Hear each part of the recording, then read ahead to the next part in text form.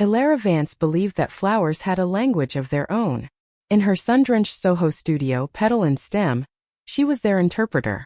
Buckets of delphinium stood like cerulean soldiers, ranunculus heads lolled like sleepy newborns, and the heady scent of tuberose mingled with the green, earthy smell of freshly cut stems. At 32, Ilara had built this business from nothing. Her hands, often with a smudge of soil under the nails, were a testament to her journey. She hadn't been born into a world of galas and garden parties. She'd found her calling 10 years ago, working at a cramped corner florist in Brooklyn, her only formal training a handful of community college art classes. But she had a gift. A way of seeing the architecture in a foxglove, the emotion in a drooping poppy. Through sheer grit and an unmatched artistic eye, she had cultivated Petal and Stem into one of the most sought-after floral design studios in New York City. Her work was celebrated for its wild romantic asymmetry, a stark contrast to the stiff, formal arrangements favored by the city's old guard. What very few people knew was that Ilara was also Aria in Bloom, an enigmatic floral artist whose installations were featured in galleries, and who was whispered about in the most exclusive circles. Aria's identity was a closely guarded secret, allowing Ilara to create pure art, untainted by commerce or personality. The call had come from Ashley Covington, a young, bubbly bride-to-be who had gushed about finding Petal and Stem on Instagram. The consultation, however, was not at the studio, but at the Covington's Park Avenue penthouse, at the insistence of the mother of the bride, Meredith Covington. The moment Ilara stepped out of the private elevator into the marble-floored foyer, she felt a familiar shift in the atmosphere. It was the quiet hum of immense wealth, a world away from the creative chaos of her studio. Meredith Covington was the epitome of that world. Dressed in a cream-colored Chanel suit that looked both priceless and profoundly uncomfortable, she assessed Ilara with a cool, sweeping gaze. Ilara, dressed in her typical work attire of black jeans, a simple silk blouse, and a linen apron she'd forgotten to take off, saw the flicker of dismissal in Meredith's eyes. "You can leave the samples on the console," Meredith said, her voice crisp and dismissive. "I am expecting the florist, Ms. Vance, shortly." Ashley, a younger, softer version of her mother, rushed forward, her cheeks flushed. "Mom, this is Ms. Vance." "Ilara. Thank you so much for coming." Ilara offered a polite smile. "It's a pleasure to be here. Please call me Ilara." Meredith's perfectly sculpted eyebrows rose a fraction of an inch. "I see," she said slowly, her tone making it clear that what she saw was not what she had expected or wanted. She gestured towards a vast, white living room that felt more like a museum than a home. "Well, let's see what you have then." As Ilara laid out her portfolio on a glass coffee table the size of a small car, she felt Meredith's skepticism radiating off her in waves. Ashley pointed to a photograph of a wedding arbor, dripping with passion flower vines and dark, moody hellebores. This is what I want. Something magical, alive." "It's a bit messy, isn't it?" Meredith interjected, peering at the photo as if it might contain a hidden insect. "A bit wild. For these prices, I would expect something more refined. More classic." She tapped a perfectly manicured nail on the leather-bound cover of the portfolio. "Are these photographs of your actual work? Or are they from Pinterest? It can be so hard to tell these days with amateurs." "Mom, please," Ashley whispered, mortified. "Every arrangement in this book was designed and executed by my studio," Ilara replied calmly, her voice even. She was used to the subtle and not-so-subtle classism from a certain type of client. It was the price of admission into their world. Meredith was relentless. She questioned the sourcing of the flowers, the experience of the staff, and the cost of every line item. Finally, she let out a theatrical, world-weary sigh. "It's such a shame. I have been on the waiting list for Aria in Bloom for over a year, hoping for a miracle. That is true artistry. Her work is an investment, a statement. She understands elegance." Meredith looked directly at Ilara, a condescending pity in her eyes. "But I suppose one must be realistic. We'll have to make do." The irony was so thick Ilara could have cut it with her floral shears. She simply nodded. "Aria in Bloom's work is exceptional." Ashley, desperate to smooth things over, confirmed the booking, her enthusiasm a stark contrast to her mother's icy resignation. As Ilara packed her portfolio, Meredith delivered her parting shot. Do try to be discreet on the wedding day, dear. The guests aren't used to seeing the help bustling about. Alara walked out of the sterile, airless penthouse and back into the vibrant, noisy streets of New York, the insult clinging to her like cheap perfume. She was determined to create the most breathtaking wedding florals Ashley had ever dreamed of. Not for Meredith's approval, but because her work, her art, was the only answer she ever needed. The battle had been drawn, and the wedding would be the stage for its conclusion. The day of the wedding arrived, a perfect sun-drenched Saturday in June. The venue was the Grand Astoria Hotel, its gilded ballroom a monument to New York's Gilded Age. For 12 frantic hours, Alara and her team from Petal and Stem transformed the cavernous space. They didn't just place arrangements, they created an experience. A breathtaking canopy of weeping willow branches and thousands of tiny, star-like twinkle lights floated above the dance floor. The aisle was a river of Dutch white tulips and feathery astilbe that seemed to grow organically from the centuries-old parquet floor. Each table hosted a unique ecosystem of garden roses, sweet peas and trailing jasmine. There sent a soft, romantic counterpoint to the room's formal grandeur. It was, Alara knew with quiet pride, the best work of her career. Ashley had seen the room an hour before and had burst into happy tears. "It's more than I ever could have dreamed of, Alara," she'd whispered, clutching her hand. "It's a fairy tale." That single moment of validation was all Alara needed. She had changed into a chic, practical black jumpsuit for the event itself. Her custom leather tool belt with its shining shears and wire cutters her only accessory. She and a small crew stayed to handle any last-minute issues, a standard practice for an event of this scale. As the cocktail hour began in the adjoining hall, guests drifted into the ballroom, their murmurs of awe a satisfying symphony to Alara's ears. "My goodness, have you ever seen anything like it?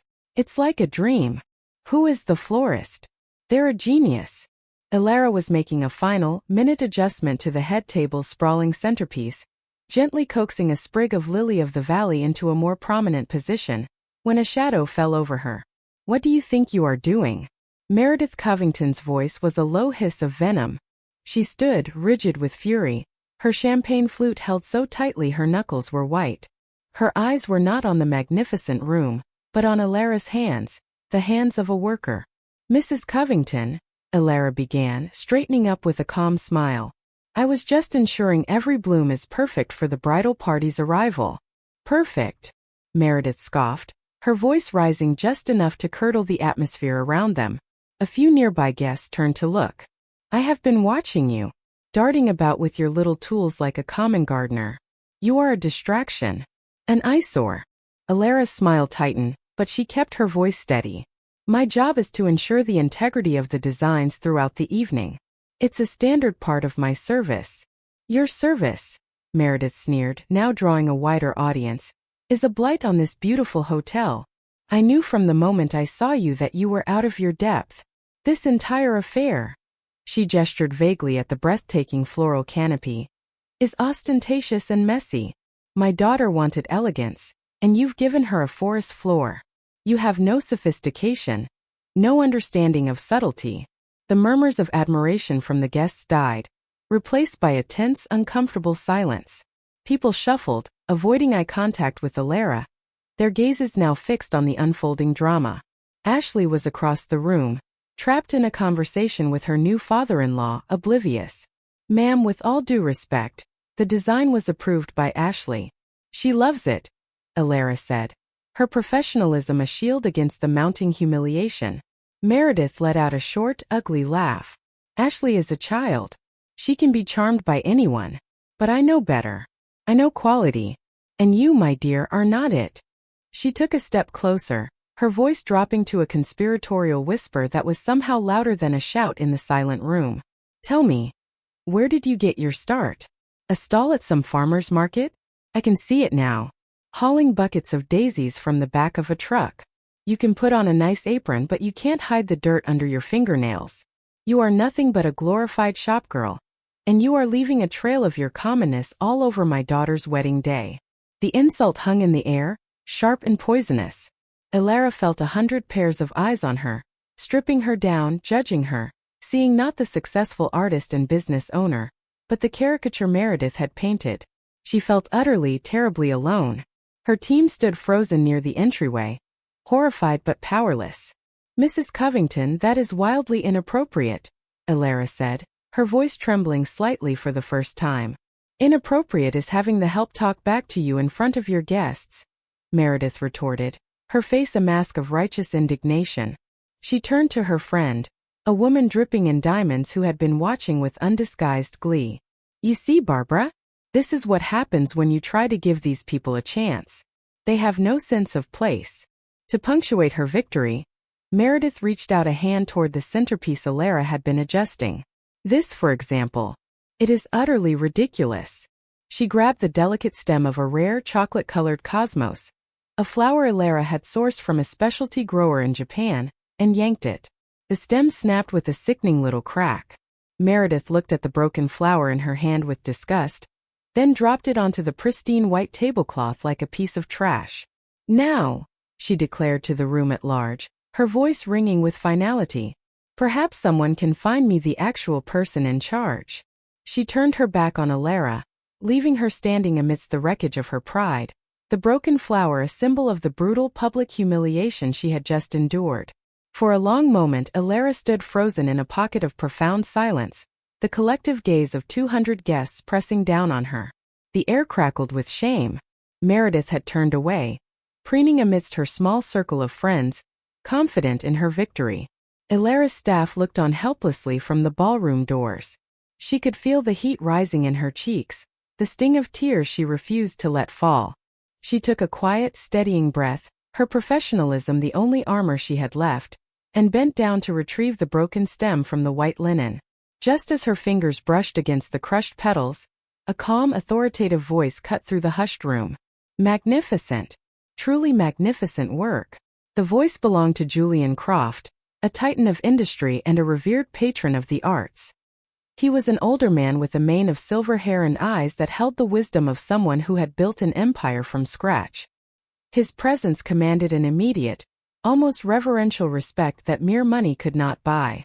Meredith's head whipped around, her carefully constructed mask of indignation shifting to one of fawning delight. "Julian, how wonderful to see you.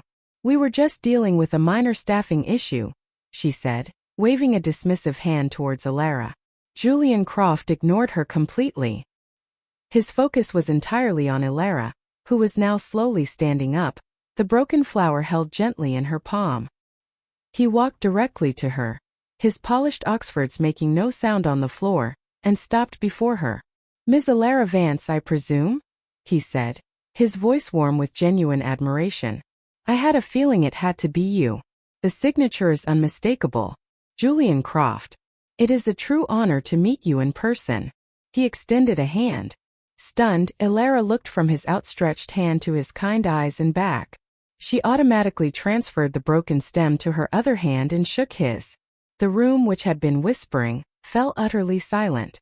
This was a development no one had expected. Meredith's smile faltered. She stepped forward, her tone laced with confusion. "Julian, what are you doing?" "This is the florist." Julian finally turned his gaze upon Meredith, and it was as if the temperature in the room dropped 10 degrees. His warmth was gone, replaced by a cool, appraising disappointment. "Meredith," he said, his voice dangerously level. A scene was indeed being made, but not by this gifted artist. He released Alara's hand and began to walk slowly towards the head table, his eyes scanning the room not with the cursory glance of a guest, but with the discerning eye of a connoisseur. "I was just remarking to my wife," he announced to the captivated audience, "that this is the most dynamic and emotionally resonant floral installation I have witnessed in years. Look at the composition." He gestured to the canopy overhead. "The interplay of light and shadow, the organic lines that draw the eye upward. It's not decoration. It is sculpture. The work is museum quality." He paused, letting his words hang in the air, a direct and damning refutation of Meredith's every insult. He then turned back to face the room, his eyes finding Alara again. "It has all the hallmarks of a particular artist whose work I have followed for years. An artist whose installations I have been privileged to acquire for my private collection, and whose latest sculptural piece was, as you might have read in the Times, just acquired by the Metropolitan Museum of Art for their permanent contemporary collection. He took a deliberate step closer to a visibly paling Meredith. The final pieces of the puzzle clicked into place with devastating precision.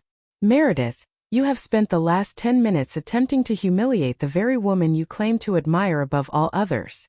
He smiled, a thin, merciless expression. I believe you've been on her waiting list for some time. Ladies and gentlemen, you have the privilege of being in a room designed by the artist known as Aria in Bloom. A collective gasp swept through the ballroom. The name whispered in galleries and society pages now had a face. And it was the face of the woman who had just been publicly flayed for being a common shopgirl. The reversal was breathtaking and absolute. Whispers erupted. No longer of gossip but of pure awe. Aria in Bloom? Oh my God, it's really her. Meredith Covington is an idiot. Meredith's face had drained of all color. Her mouth opened and closed but no sound came out. She looked as though she had been physically struck. Her entire worldview, built on a fragile scaffolding of labels, brands, and snobbery, had just been demolished. She had worshipped the name but failed to recognize the genius standing right in front of her, dressed in a work jumpsuit. Julian Croft was not finished. He calmly walked to the head table, picked up the broken cosmos Alara had dropped, and held it up for Meredith to see. This flower you so carelessly destroyed, he said, his voice cutting like glass, is a rare cultivar of Cosmos atrosanguineus, prized for its unique chocolate scent and deep velvety color. Difficult to source, and even more difficult to incorporate with such grace.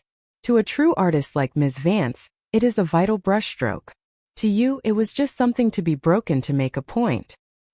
He dropped the dead flower onto the table in front of her. Then, turning his back on the utterly humiliated Meredith, he addressed Alara once more, his voice now ringing with purpose. Ms. Vance Alara. My foundation is funding the new Botanical Arts Wing at the City Conservatory. We have been searching for our lead artist in residence. After seeing this, he gestured to the magnificent room. The search is over. We need a vision like yours. Please say you'll consider it. The offer, a prestigious commission delivered in front of the very people who had witnessed her humiliation, was the ultimate vindication. The crowd's gaze had shifted entirely. They no longer saw a downtrodden worker. They saw a celebrated artist being recognized by one of the most powerful men in the city. The respect was palpable. Meredith Covington, meanwhile, had never looked so small. The world, which had tilted so violently off its axis, slowly righted itself. Alara looked at Julian Croft, the man who had not only saved her, but had validated her entire life's work in a single stunning pronouncement. She found her voice, surprised at its steadiness. Mr. Croft, I'm at a loss for words. I'm honored.